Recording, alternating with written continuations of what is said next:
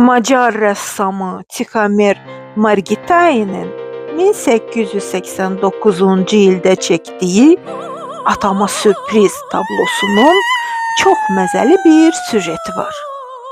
Səhər yeməyini bitirdikdən sonra evin sahibi rahat kreslosunda əyləşib qəzet oxuyur. Xanımı başını tutub, deyəsən ağlayır. Qulluqçu qız isə bic-bic adam tərəfə baxıb gülür. Amma görəsən niyə? Siyah donlu bu xanım evin sahibinin qaynanasıdır və o qəzəblə ona baxır.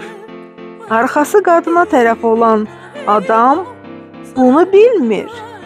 Deyəsən qaynana ilə onu çox xoşu gəlməz bir söhbət gözləyir.